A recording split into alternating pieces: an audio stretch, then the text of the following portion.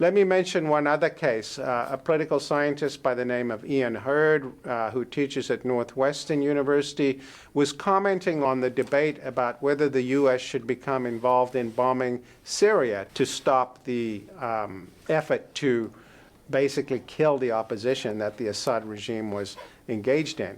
And Hurd was on the side of intervening. He said we should bomb Syria, but he said nobody should pretend that this is a legal act. It's an illegal act, but it's nonetheless the right thing to do.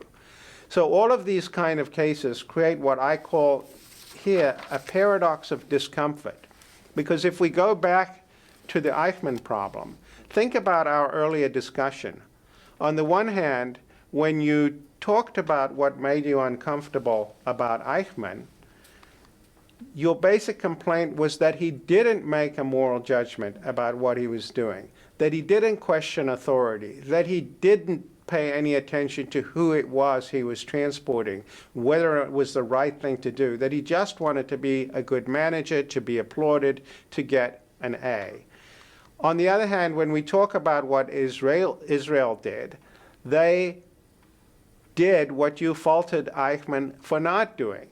They ignored the prevailing legal and political institutions of the day because they made their own moral judgment. So on the one hand, Eichmann does not resist the prevailing legal order, does not make his own judgment about it. On the other hand, the Israelis do make their own judgment about it, and that seems to create something of a tension or a paradox. How do you wrestle with that? How do you think about that? Well, it's a very difficult question. It's a moral question because you ask yourself, who is your employer? So if I need to work for you, how I can separate myself and my action from who you actually are? So in this way, it's very important, at least for me, to question that, whether or not my employer, whether the state is legitimate or not. Okay, legitimate. So we're coming back to this difficult notion of legitimacy. And why does that matter for wrestling with this question? Legitimacy? Yeah. Well, you always want to be viewed by the outside community as legitimate, but I think it's legitimacy boils down to a moral, some sort of a moral foundation. Legitimacy boils down to a moral foundation. You're certainly close there to the basic question, because whether or not the prevailing order is legitimate is going to condition what we think about the appropriate response to it as being.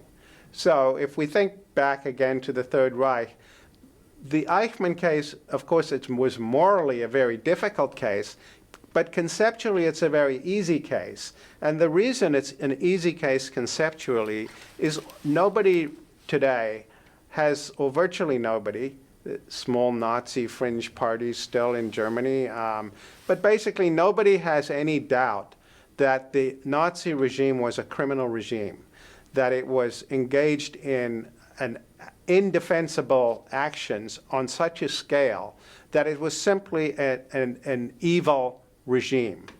And so saying I was only obeying orders, I was doing what I was supposed to do according to the rules, doesn't cut much ice with us in that circumstance as a justification for what he did.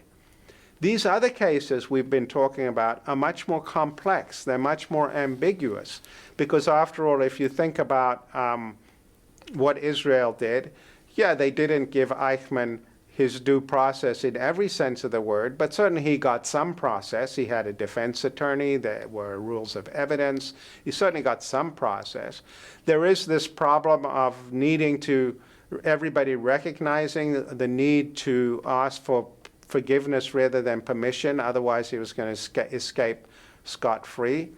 And when we think of the NATO action in Kosovo, particularly in the light of what had gone on in Rwanda, and indeed I think it was still, after all, the Clinton administration in Kosovo, part of the reason President Clinton decided to act was the criticism he had taken after the failure to act in Rwanda in 19 1994. And recognizing that the peculiar structure of the Security Council, which gave the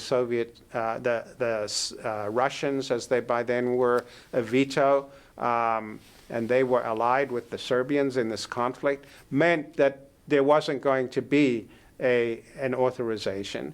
And so it becomes morally more ambiguous. Likewise, when we now still struggling with what to do in Syria, again, it's much less clear because we have less in the way of settled convictions about whether or not the rules should be obeyed, because we have less in the way of settled convictions about the orders that they protect and whether they are legitimate. And so it was because the Third Reich was not a legitimate state that we think Eichmann should have resisted it, on the one hand, but in these other cases where there do seem to be somewhat legitimate institutions, it becomes more morally ambiguous. Well, so that is the central organizing question of the course. We're going to ask, what is it that makes government legitimate? A fully legitimate government should obviously be obeyed at all times, one might say, and a fully illegitimate government need not be obeyed, but and in fact, maybe sometimes you have an affirmative obligation to disobey. This is what people were imputing to Eichmann. But then the question is, the $64 million question becomes, what is it that makes governments legitimate? That is the question this course is designed to explore. And we're going to organize our exploration of it by looking at it through the lens of 5 different traditions. We're going to ask, what are the sources of state legitimacy? First, in 3 traditions that are part and parcel of what I'm going to call the Enlightenment. The first of those is the utilitarian tradition, and the central idea that informs the utilitarian tradition is maximizing the greatest happiness of the greatest number. This is a doctrine that was formulated first in the 18th century and enormously influential in Anglo-American political thinking ever since. And legitimate governments act in the interests of the greatest happiness of the greatest number. Of course, different utilitarian thinkers differ a great deal on what they mean by happiness, whether they think it can be measured in one way rather than another, whether you can compare happiness across people, across individuals, between peoples, whether we should consider the happiness of creatures other than human beings, such as animals.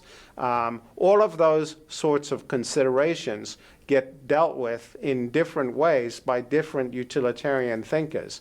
And so we will spend a good deal of time considering different ways of thinking about the meaning of utilitarianism and the pluses and minuses of them.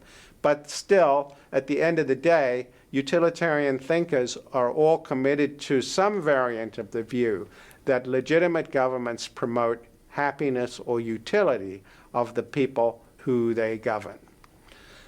The second Enlightenment tradition we're going to talk to is the Marxist tradition, named for perhaps the world's most famous revolutionary, Karl Marx, who wrote in the 19th century.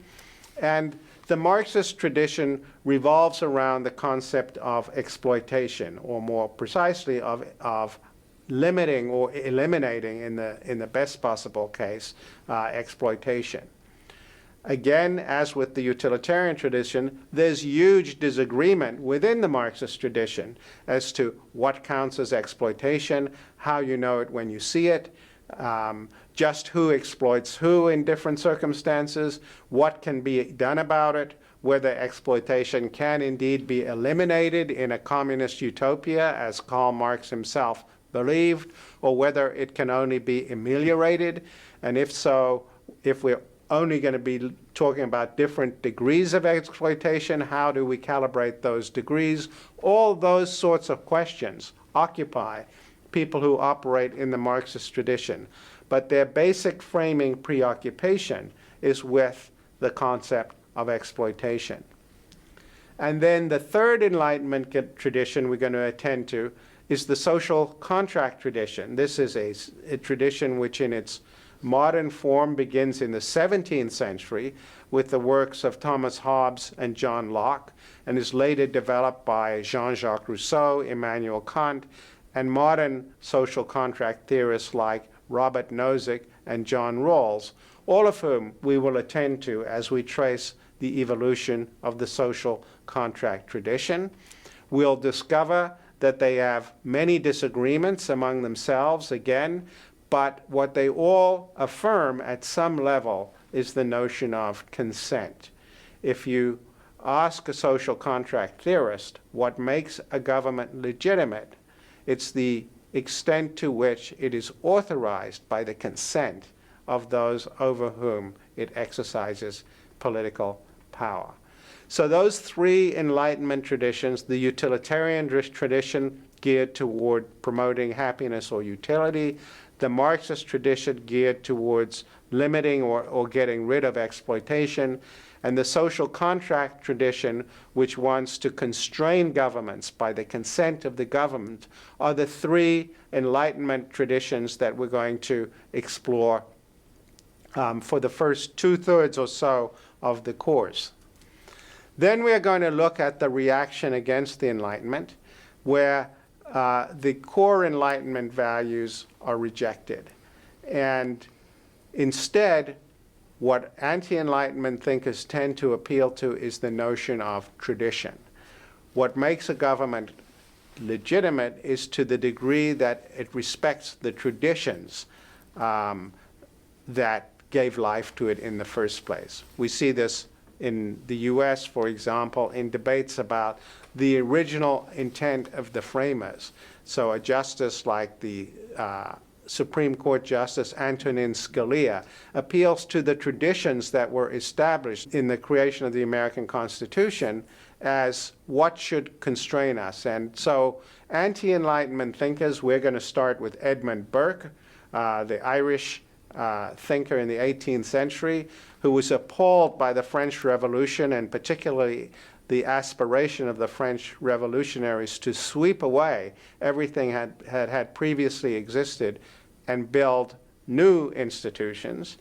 And we'll see that anti-Enlightenment thinkers are convinced that that's always a mistake, that you need to affirm the traditions that you've inherited and use them as a guide to what counts as legitimate action. Again, they will understand and interpret the meaning of the term tradition very differently from one another, but tradition is the central organizing concept, the center of gravity, if you like, of anti-Enlightenment thinking.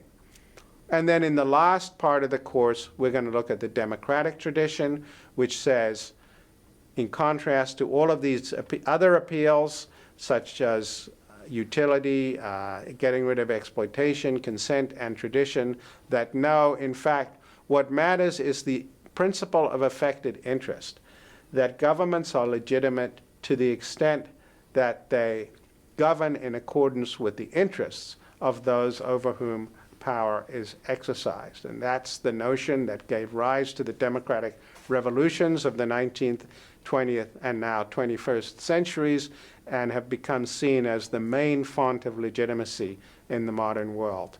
This idea that those people who have interests at stake should play a role in decision-making.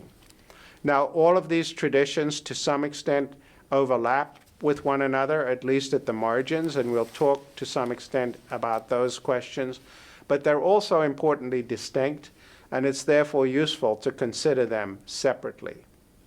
So we will begin starting next time with the Enlightenment tradition as a background to the three Enlightenment sub-traditions that are going to occupy us, namely utilitarianism, Marxism, and the social contract.